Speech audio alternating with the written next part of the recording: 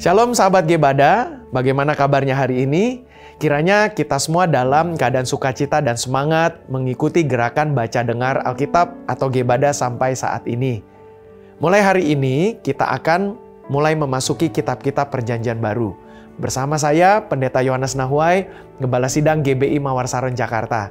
Kita akan memulai pembacaan perjanjian baru dengan membaca Injil Matius selama 12 hari ke depan. Untuk membahas kitab ini, kita tidak akan mengikuti diskusi teologis yang rumit. Sebaliknya, akan disampaikan penjelasan yang cukup sederhana, sehingga mudah dipahami oleh Bapak Ibu Saudara-saudari yang baru mulai membaca Alkitab. Kiranya iman kita semua bertumbuh ketika membaca pasal demi pasal dari kitab Matius ini. Mari kita mulai membahas garis besar Injil Matius. Dan isi pasal 1 sampai pasal 3 dalam perjanjian baru terdapat 4 kitab Injil, yaitu Matius, Markus, Lukas, dan Yohanes. Kitab-kitab Injil mencatat perkataan dan perbuatan Tuhan Yesus. Kitab Matius adalah kitab yang pertama. Penulis kitab ini adalah Matius, yang adalah salah satu murid Tuhan Yesus, sehingga kitab ini dinamakan Matius. Matius pasal 1 ayat 1 dimulai dengan kalimat, "Inilah silsilah Yesus Kristus, anak Daud, anak Abraham." Silsilah adalah riwayat keturunan. Dengan menulis Yesus adalah anak Abraham dan Daud, Matius bukan hanya memperkenalkan riwayat Tuhan Yesus, melainkan membuktikan bahwa Tuhan Yesus adalah Mesias yang telah dinubuatkan di dalam perjanjian lama. Kitab Matius ditujukan kepada orang-orang Yahudi, yaitu keturunan Daud, yang tidak asing tentunya dengan kisah Mesias yang dinubuatkan dari perjanjian lama.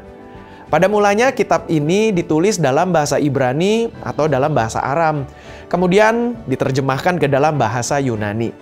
Kitab Matius memiliki 3 karakteristik yang tidak dimiliki oleh kitab-kitab Injil lainnya. Karakteristik yang pertama dari kitab Matius mengutip banyak sekali nubuatan tentang Mesias yang ditulis dari perjanjian lama. Setidaknya ada lebih dari 40 kali muncul di dalam kitab Matius. Kalimat seperti ini contohnya.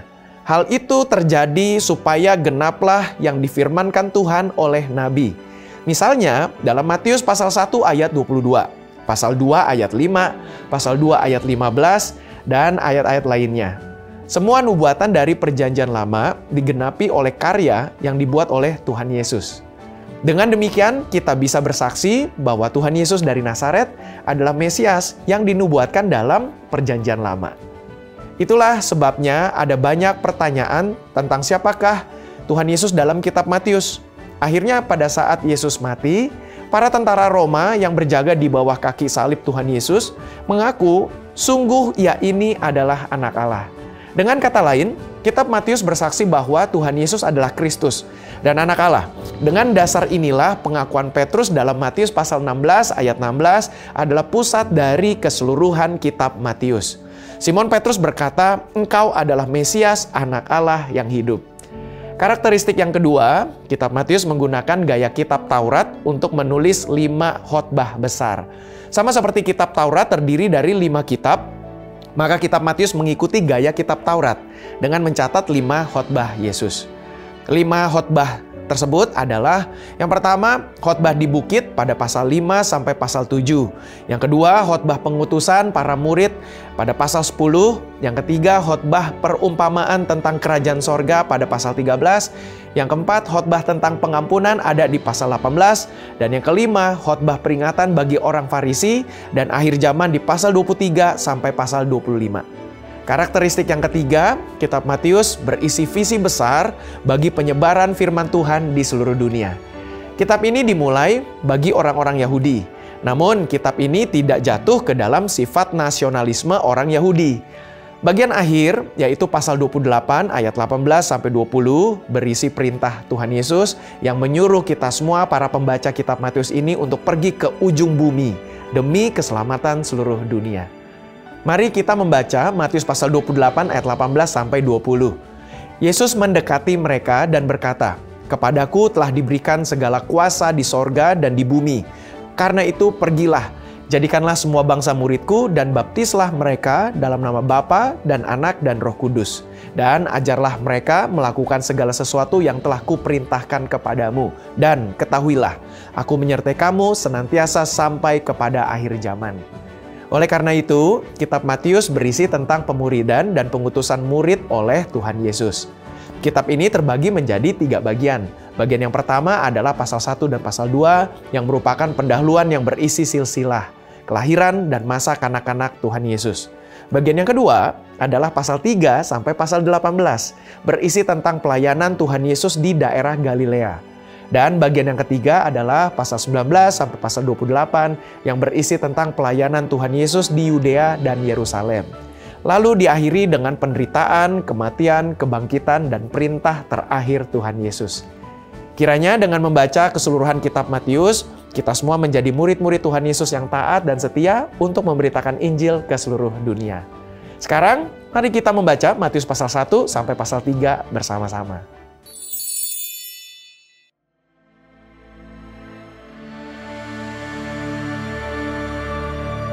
Inilah silsilah Yesus Kristus anak Daud, anak Abraham. Abraham memperanakan Ishak, Ishak memperanakan Yakub, Yakub memperanakan Yehuda dan saudara-saudaranya, Yehuda memperanakan Peres dan Zerah dari Tamar, Peres memperanakan Hezron, Hezron memperanakan Ram, Ram memperanakan Aminadab, Aminadab memperanakan Nahason, Nahason memperanakan Salmon, Salmon memperanakan Boas dari Rahab, Boas memperanakan Obed dari Rut, Obed memperanakan Isai, Isai memperanakan Raja Daud, Daud memperanakan Salomo dari istri Uria, Salomo memperanakan Rehabeam, Rehabeam memperanakan Abia, Abia memperanakan Asa, Asa memperanakan Yosafat, Yosafat memperanakan Yoram, Yoram memperanakan Uzia, Uzia memperanakan Yotam, Yotam memperanakan Ahas, Ahas memperanakan Hizkia, Hizkia memperanakan Manasye, Manasye memperanakan Amon, Amon memperanakan Yosia, Yosia memperanakan Yekonya dan saudara-saudaranya pada waktu pembuangan ke Babel. Sesudah pembuangan ke Babel, Yekonya memperanakan Sealtiel, Sealtiel memperanakan Zerubabel, Zerubabel memperanakan Abihud, Abihud memperanakan Eliakim, Eliakim memperanakan Azor, Azor memperanakan Zadok, Zadok memperanakan Akim, Akim memperanakan Eliud, Eliud memperanakan Eleazar, Eleazar memperanakan Matan, Matan memperanakan Yakub, Yakub memperanakan Yusuf suami Maria yang melahirkan Yesus yang disebut Kristus. Jadi seluruhnya ada 14 keturunan dari Abraham sampai Daud, 14 keturunan dari Daud sampai pembuangan ke Babel, dan 14 keturunan dari pembuangan ke Babel sampai Kristus. Kelahiran Yesus Kristus adalah seperti berikut. Pada waktu Maria ibunya bertunangan dengan Yusuf, ternyata ia mengandung dari Roh Kudus sebelum mereka hidup sebagai suami istri.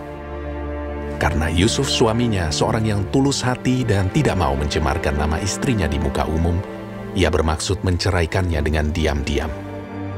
Tetapi ketika ia mempertimbangkan maksud itu, malaikat Tuhan nampak kepadanya dalam mimpi dan berkata, Yusuf anak Daud, janganlah engkau takut mengambil Maria sebagai istrimu, sebab anak yang di dalam kandungannya adalah dari Roh Kudus.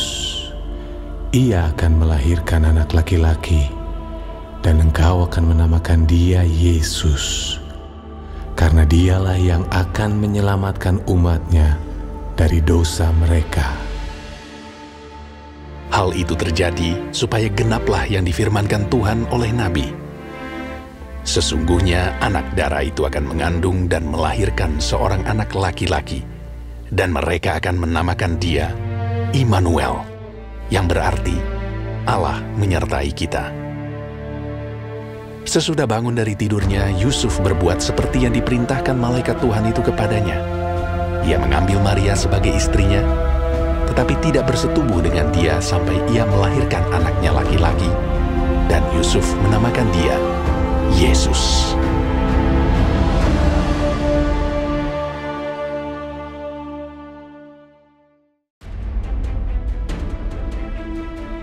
Sesudah Yesus dilahirkan di Bethlehem di tanah Yudea pada zaman Raja Herodes, datanglah orang-orang Majus dari timur ke Yerusalem dan bertanya-tanya, "Di manakah dia, Raja orang Yahudi yang baru dilahirkan itu? Kami telah melihat bintangnya di timur, dan kami datang untuk menyembah dia." Ketika Raja Herodes mendengar hal itu, terkejutlah ia beserta seluruh Yerusalem. Maka dikumpulkannya semua imam kepala dan ahli Taurat bangsa Yahudi, lalu dimintanya keterangan dari mereka di mana Mesias akan dilahirkan. Mereka berkata kepadanya, "Di Bethlehem, di tanah Yudea. Karena demikianlah ada tertulis dalam kitab Nabi. Dan engkau, Bethlehem, tanah Yehuda, engkau sekali-kali bukanlah yang terkecil di antara mereka yang memerintah Yehuda. Karena daripadamulah akan bangkit seorang pemimpin yang akan menggembalakan umatku Israel." Lalu dengan diam-diam Herodes memanggil orang-orang Majus itu, dan dengan teliti bertanya kepada mereka bila mana bintang itu nampak. Kemudian ia menyuruh mereka ke Bethlehem. Katanya, "Pergi dan selidikilah dengan seksama hal-hal mengenai anak itu. Dan segera sesudah kamu menemukan dia, kabarkanlah kepadaku, supaya aku pun datang menyembah dia." Setelah mendengar kata-kata raja itu, berangkatlah mereka. Dan lihatlah, bintang yang mereka lihat di timur itu mendahului mereka, hingga tiba dan berhenti di atas tempat di mana anak itu berada. Ketika mereka melihat bintang itu, sangat bersukacitalah mereka. Maka masuklah mereka ke dalam rumah itu, dan melihat anak itu bersama Maria ibunya, lalu sujud menyembah dia. Mereka pun membuka tempat harta bendanya, dan mempersembahkan persembahan kepadanya, yaitu emas, kemenyan, dan mur. Dan karena diperingatkan dalam mimpi supaya jangan kembali kepada Herodes, maka pulanglah mereka ke negerinya melalui jalan lain. Setelah orang-orang Majus itu berangkat, nampaklah malaikat Tuhan kepada Yusuf dalam mimpi dan berkata, "Bangunlah, ambillah anak itu serta ibunya, larilah ke Mesir, dan tinggallah di sana sampai aku berfirman kepadamu. Karena Herodes akan mencari anak itu untuk membunuh dia." Maka Yusuf pun bangunlah, diambilnya anak itu serta ibunya malam itu juga, lalu menyingkir ke Mesir, dan tinggal di sana hingga Herodes mati. Hal itu terjadi supaya genaplah yang difirmankan Tuhan oleh Nabi. "Dari Mesir, kupanggil anakku." Ketika Herodes tahu bahwa ia telah diperdayakan oleh orang-orang Majus itu, ia sangat marah. Lalu ia menyuruh membunuh semua anak di Bethlehem dan sekitarnya, yaitu anak-anak yang berumur 2 tahun ke bawah, sesuai dengan waktu yang dapat diketahuinya dari orang-orang Majus itu. Dengan demikian, genaplah firman yang disampaikan oleh Nabi Yeremia. Terdengarlah suara di Rama, tangis dan ratap yang amat sedih. Rahel menangisi anak-anaknya, dan ia tidak mau dihibur, sebab mereka tidak ada lagi. Setelah Herodes mati, nampaklah malaikat Tuhan kepada Yusuf dalam mimpi di Mesir. Katanya, "Bangunlah, ambillah anak itu serta ibunya, dan berangkatlah ke tanah Israel, karena mereka yang hendak membunuh anak itu sudah mati." Lalu Yusuf pun bangunlah, diambilnya anak itu serta ibunya, dan pergi ke tanah Israel. Tetapi setelah didengarnya bahwa Arkelaus menjadi raja di Yudea menggantikan Herodes ayahnya, ia takut ke sana. Karena dinasihati dalam mimpi, pergilah Yusuf ke daerah Galilea. Setibanya di sana, ia pun tinggal di sebuah kota yang bernama Nazaret. Hal itu terjadi supaya genaplah firman yang disampaikan oleh nabi-nabi, bahwa ia akan disebut orang Nazaret. Pada waktu itu, tampillah Yohanes Pembaptis di padang gurun Yudea dan memberitakan, "Bertobatlah, sebab kerajaan sorga sudah dekat." Sesungguhnya dialah yang dimaksudkan Nabi Yesaya ketika ia berkata, "Ada suara orang yang berseru-seru di padang gurun, persiapkanlah jalan untuk Tuhan, luruskanlah jalan baginya." Yohanes memakai jubah bulu unta dan ikat pinggang kulit, dan makanannya belalang dan madu hutan. Maka datanglah kepadanya penduduk dari Yerusalem, dari seluruh Yudea, dan dari seluruh daerah sekitar Yordan. Lalu sambil mengaku dosanya, mereka dibaptis oleh Yohanes di sungai Yordan. Tetapi waktu ia melihat banyak orang Farisi dan orang Saduki datang untuk dibaptis, berkatalah ia kepada mereka, "Hai kamu, keturunan ular beludak, siapakah yang mengatakan kepada kamu bahwa kamu dapat melarikan diri dari murka yang akan datang? Jadi, hasilkanlah buah yang sesuai dengan pertobatan. Dan janganlah mengira bahwa kamu dapat berkata dalam hatimu, 'Abraham adalah bapa kami.' Karena aku berkata kepadamu, Allah dapat menjadikan anak-anak bagi Abraham dari batu-batu ini. Kapak sudah tersedia pada akar pohon, dan setiap pohon yang tidak menghasilkan buah yang baik pasti ditebang dan dibuang ke dalam api. Aku membaptis kamu dengan air sebagai tanda pertobatan. Tetapi ia yang datang kemudian daripadaku lebih berkuasa daripadaku, dan aku tidak layak melepaskan kasutnya. Ia akan membaptiskan kamu dengan Roh Kudus dan dengan api. Alat penampi sudah di tangannya. Ia akan membersihkan tempat pengirikannya dan mengumpulkan gandumnya ke dalam lumbung. Tetapi debu jerami itu akan dibakarnya dalam api yang tidak terpadamkan." Maka datanglah Yesus dari Galilea ke Yordan kepada Yohanes untuk dibaptis olehnya. Tetapi Yohanes mencegah dia, katanya, "Akulah yang perlu dibaptis olehmu, dan engkau yang datang kepadaku." Lalu Yesus menjawab, katanya kepadanya, "Biarlah hal itu terjadi, karena demikianlah sepatutnya kita menggenapkan seluruh kehendak Allah." Dan Yohanes pun menurutinya. Sesudah dibaptis, Yesus segera keluar dari air, dan pada waktu itu juga langit terbuka, dan ia melihat Roh Allah seperti burung merpati turun ke atasnya.